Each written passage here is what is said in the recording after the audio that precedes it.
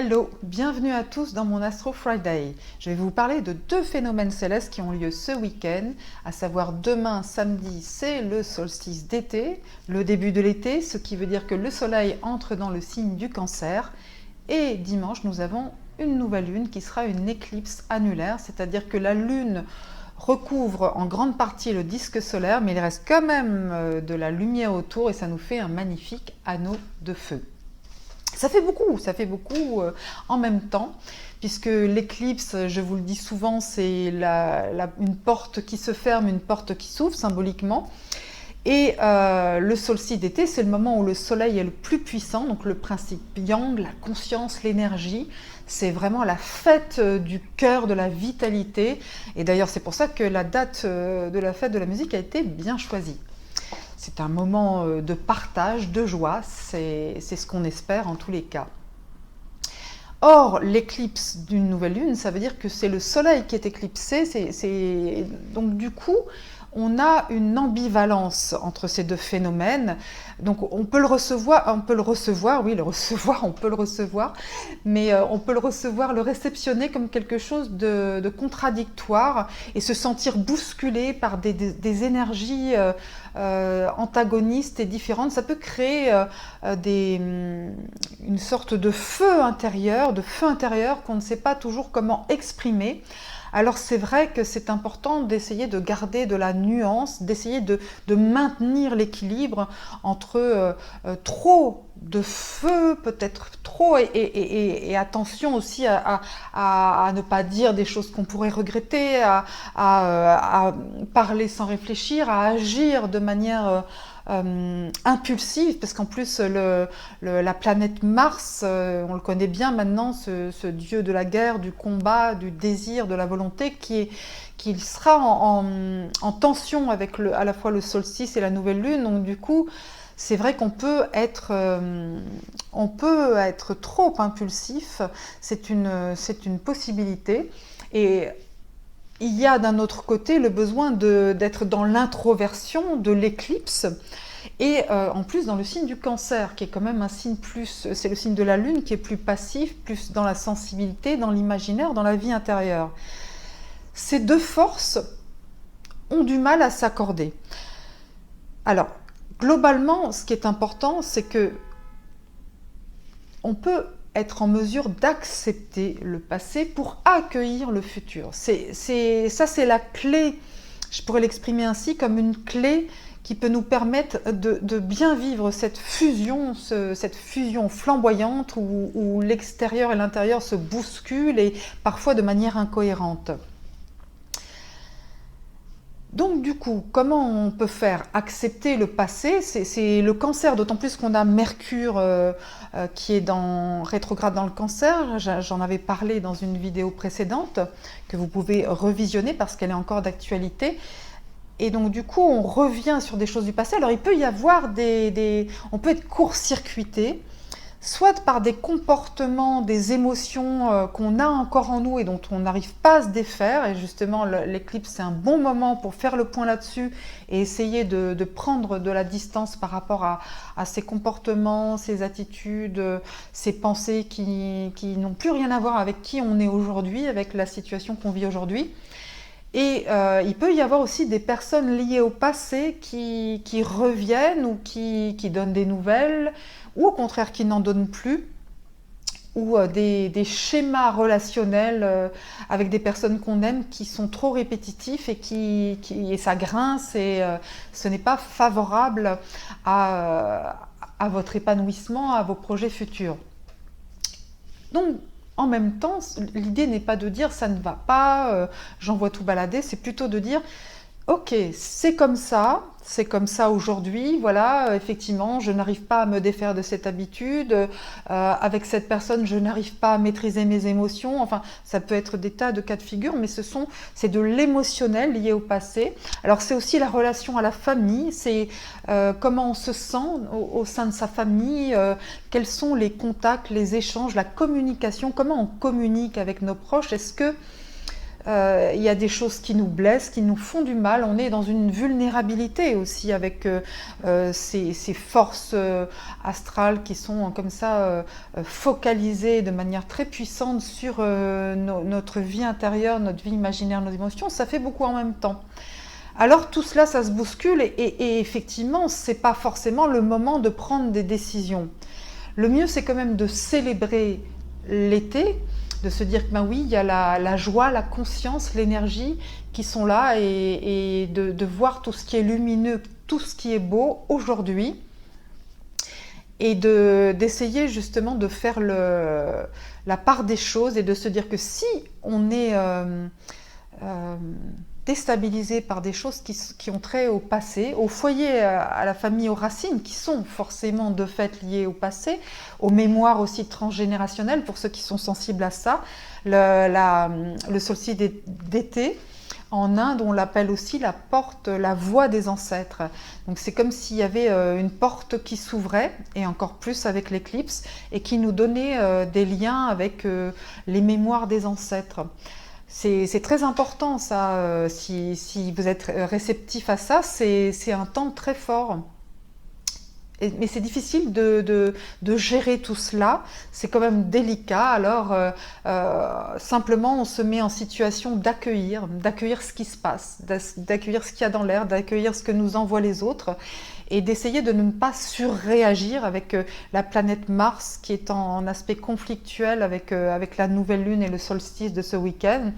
Donc essayer de ne pas surréagir et de se dire que ce qu'on perçoit n'est peut-être pas la réalité. Parce qu'il y a l'éclipse du soleil, hein, la nouvelle lune, la lune dissimule en grande partie le soleil, donc on n'y voit pas forcément très clair. Du moins pas encore. C'est plutôt le moment de regarder sans se dire ce que je vois c'est vraiment ça. C'est en tout cas moi je le perçois comme ça, mais est-ce que l'autre a voulu me renvoyer ça, m'envoyer ça, ou est-ce que c'est pas moi qui justement suis dans une éclipse de lucidité. Donc il y a tout ça en même temps. Et puis selon les personnes, selon les signes du zodiaque, ça va résonner différemment. Alors je vais faire un petit tour d'horizon des 12 signes, sachant que c'est peut-être que ça va vous influencer sur votre signe, mais ça peut être aussi votre ascendant, votre lune, le signe de votre lune dans votre thème de naissance.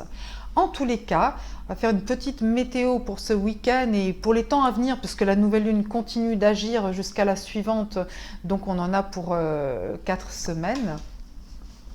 Voilà, en commençant toujours par le premier signe du zodiaque, le bélier. Alors le bélier, c'est un signe qui est en tension avec le signe du cancer. Donc le côté, le passé, la vulnérabilité, la susceptibilité, oui, je me sens un peu fragile, j'ai des états d'âme du vague à l'âme. Le bélier, ça l'agace prodigieusement, donc il risque d'être un petit peu en surtension et en surréaction et être un petit peu incisif. Donc c'est vrai que, et pourtant, ami Bélier, c'est pas forcément le moment de prendre des décisions. Attendez un petit peu, Mars va entrer dans le Bélier tout à la fin du mois de juin et il va y rester 6 mois. Donc ça c'est quand même plutôt rare. Donc on va avoir un été avec Mars dans le Bélier, donc ça va être quand même assez fougueux, assez actif, assez dynamique. Donc le bélier, attendez un petit peu que Mars entre dans votre signe et que vous vous sentiez tout à fait en forme pour pouvoir agir, dire ce que vous pensez, attendez un petit peu. Le taureau est en harmonie avec l'énergie du cancer, donc il a envie de douceur, de tendresse justement, de chouchouter ses proches, de partager les bonnes choses de la vie. Donc du coup, il peut saisir ces énergies de manière plus positive, plus constructive et faire le dos rond si c'est trop tumultueux ou tempétueux autour de lui. Les Gémeaux sont un petit peu déstabilisés par ces énergies. Ils sont un petit peu comme ils ont des antennes dans tous les sens, ils savent plus trop où ils sont en fait. Et Vénus est dans leur signe des Gémeaux, donc du coup ils essayent d'être joyeux et joueurs et ludiques comme ils savent l'être, mais c'est un petit peu dispersé, ça part dans tous les sens. Le cancer, bah, c'est sa nouvelle lune, hein. Ami cancer, vous êtes quand même gâtés là, ces énergies puissantes, c'est vous la reine ou le roi de la fête, hein. Profitez-en. Et en même temps, vous êtes quand même hyper sensible et émotif en ce moment. Vous allez sentir très fortement ces énergies. Et c'est vraiment très bien pour vous parce que vous avez plus que d'autres encore la possibilité d'ouvrir une nouvelle porte sur l'avenir et d'accueillir l'avenir en vous disant ok, ça s'est passé et maintenant, waouh, je vois un nouvel horizon devant moi et ça peut venir progressivement. Ça ne sera pas forcément tout de suite dans les 3 jours qui viennent, mais ça peut se dévoiler progressivement au fil de l'été. Ami Lion, eh bien vous ne savez sur quel pied danser avec ces émotions, ces énergies. Et vous vous dites, mais oui, mais le solstice d'été, c'est la fête du soleil, donc c'est ma fête. Donc moi, je veux qu'on me regarde, je veux qu'on me laisse décider. C'est moi qui sais, c'est moi qui entraîne tout le monde pour faire la fête, pour partager. Et en même temps, vous allez devoir gérer les humeurs des uns et des autres. Donc, à vous de jouer le chef d'orchestre. Vous savez si bien le faire. Et puis, quand Mars va entrer dans le bélier, là, cet été, vous allez être vous allez déployer tout votre feu intérieur avec beaucoup de générosité et parfois avec presque trop d'énergie pour certaines personnes qui peuvent se sentir un peu déstabilisées par votre charisme. Après la Vierge, alors la Vierge et le Cancer sont des signes en amitié aussi. Et avec la nouvelle lune dans le Cancer, la Vierge a envie de nouveaux projets, a envie de s'ouvrir aussi d'avoir des renouveaux aussi dans le monde amical, dans tout ce qui est partage d'idées, de créativité. Donc c'est très favorable aussi pour les Vierges pour pouvoir un petit peu laisser de côté les projets qui ne fonctionnent pas ou peut-être simplement modifier leur méthode et aussi dans les amitiés de revenir à des échanges comme ça très intenses, profonds, intimes, passer des moments tête à tête avec des personnes que vous aimez et aussi des personnes de votre famille avec le Cancer bien sûr, donc de la douceur dans ce monde de brut. Et la balance est aussi en tension avec le Cancer, donc c'est une nouvelle lune à mi-balance où vous avez besoin de recadrer, de resituer des choses avec des proches et notamment aussi dans les relations affectives pour les balances qui sont en couple ou pour les personnes qui ont des relations affectives fortes qui ne sont pas forcément de l'amour, qui peuvent être aussi de l'amitié, des relations familiales. Donc c'est... soyez indulgente comme vous savez si bien l'être s'il y a des débordements émotionnels dans votre entourage et en même temps c'est vrai, vous avez raison, vous n'êtes pas toujours là pour arrondir les angles, vous avez aussi le droit de dire ce que vous ressentez et voilà, c'est peut-être un moment où les choses sont mises sur la table, où on dit ce qu'on a sur le cœur. C'est vrai, vous avez aussi le droit de vous exprimer et de ne pas toujours faire passer les autres avant vous. Donc du coup, comme les autres ne sont pas toujours habitués à ce que vous essayez d'imposer ce que vous ressentez, ça peut du coup créer un petit peu des remous. Mais c'est nécessaire. Et puis, vous avez de votre côté Vénus dans les Gémeaux qui vous donne quand même tout le charme nécessaire pour enrober les choses avec, comme vous savez si bien le faire, avec votre charme. Les Scorpions sont bien impactés de manière positive par l'énergie du Cancer et donc la profondeur, le bouillonnement des émotions, des sentiments, ça le Scorpion aime bien quand ça vibre, quand il ne se passe rien. Les Scorpions se demandent ce qui se passe et en général vont chercher la petite bête et piquer pour voir s'il se passe quand même quelque chose. Donc là, vous êtes servi, amis Scorpions, vous allez pouvoir... Ça bouillonne, hein, vous sentez les énergies autour de vous, vous avez une intuition, vous voyez les choses, et vous voyez justement, comme vous dites parfois ce que vous ressentez au fond, dans vos tripes, ça peut aussi déranger, ça peut bousculer. Mais c'est aussi votre rôle, vous le savez, vous êtes aussi celui qui va pousser les autres dans leur retranchement pour qu'on soit dans la vérité de l'être. Donc ça peut être très positif de ce côté-là aussi. Le Sagittaire, et déstabilisé par le bouillonnement émotionnel. Et lui, il est du côté du solstice d'été comme le lion, il veut que ça rayonne, il a besoin de déployer son feu, il a besoin d'être au-devant de la scène. Si c'est trop dans les ressentis plus...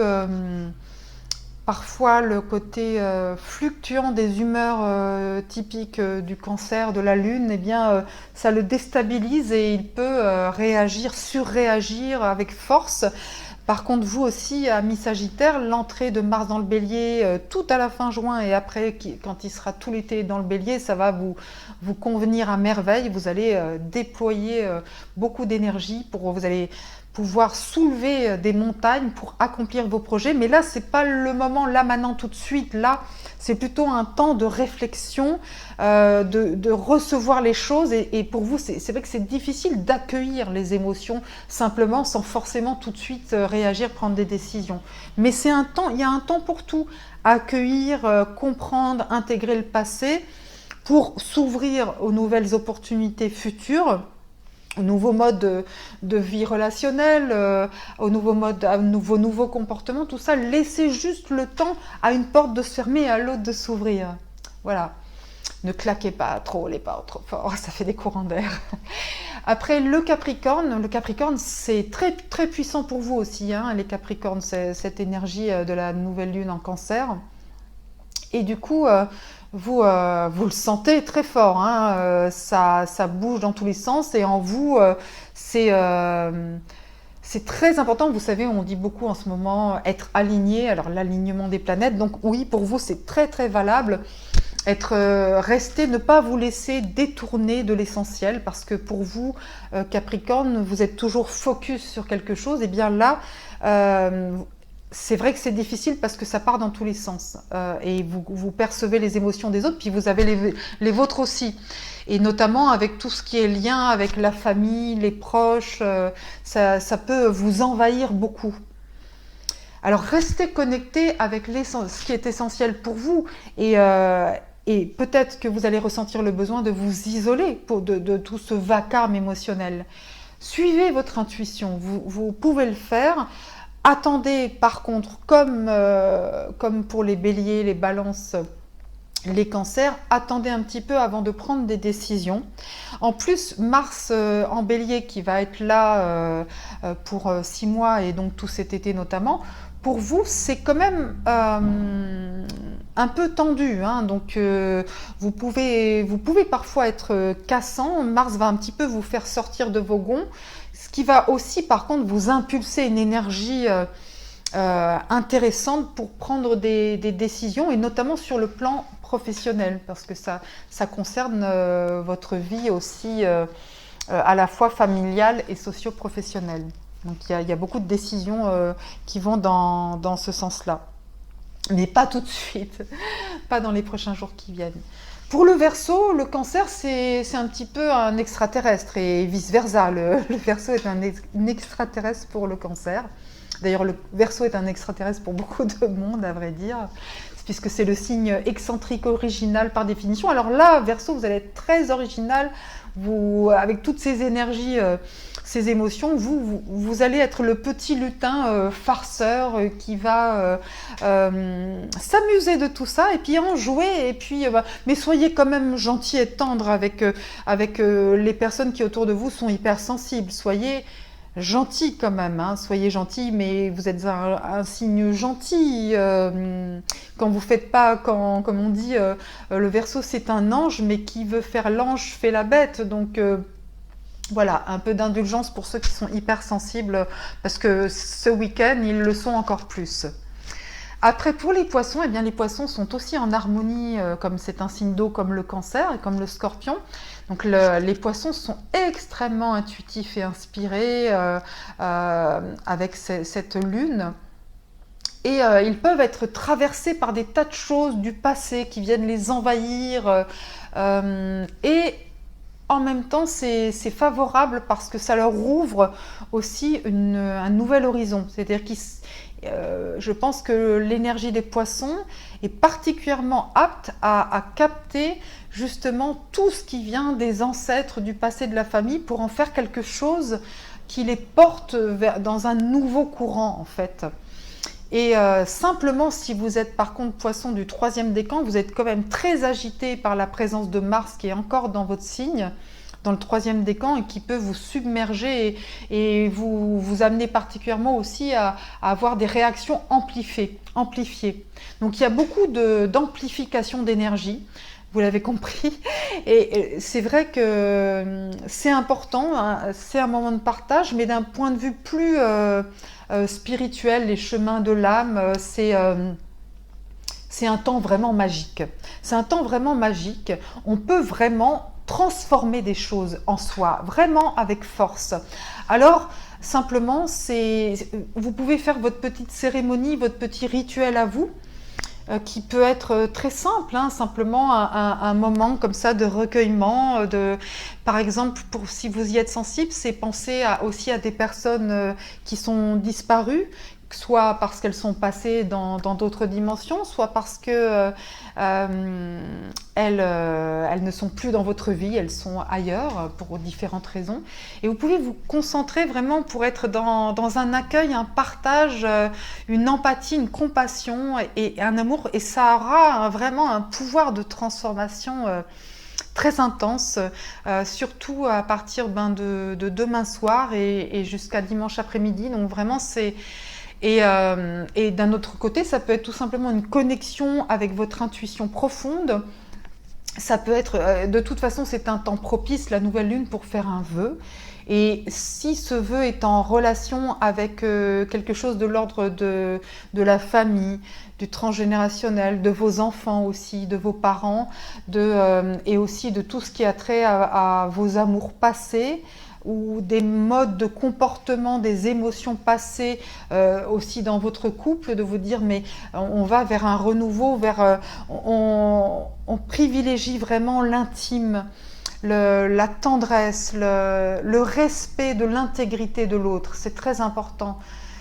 Tout cela, et pour les projets aussi d'ordre par exemple professionnel, ça fonctionne aussi, hein, c'est les projets pour lesquels vous ressentez un ancrage, c'est-à-dire que dans votre vie professionnelle, soit vous avez par exemple un travail et vous voulez vous sentir à votre place, donc c'est le vœu de dire comment je me sens à ma place, je me sens au mieux dans ce travail, je voudrais vraiment être reconnue, mais pour ce que je suis, et faire des choses qui ont un sens, qui ont un sens vraiment même sentimental. Je veux dire, on n'est pas des machines, on n'est pas des robots, donc dans le travail aussi, c'est qu'est-ce qui vous fait vibrer, et ça c'est très important, comment vous pouvez développer des choses en ce sens-là.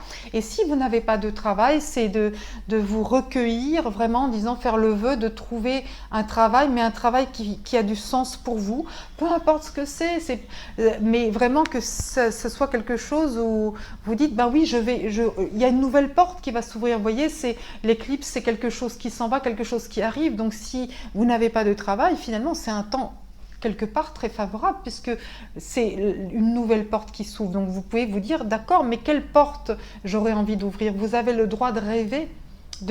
Au contraire, si vous rêvez, vous envoyez comme ça des choses dans l'univers où vous dites, moi, voilà ce que j'aimerais, voilà ce qui aurait vraiment, j'aurais du cœur à faire ça, j'aurais du cœur à faire ça.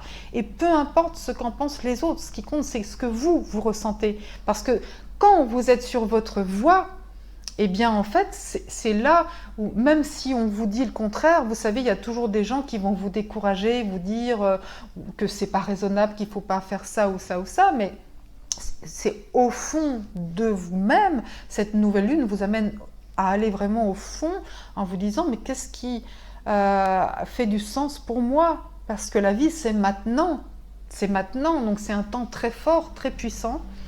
Et vraiment, je vous souhaite de vous en servir au mieux.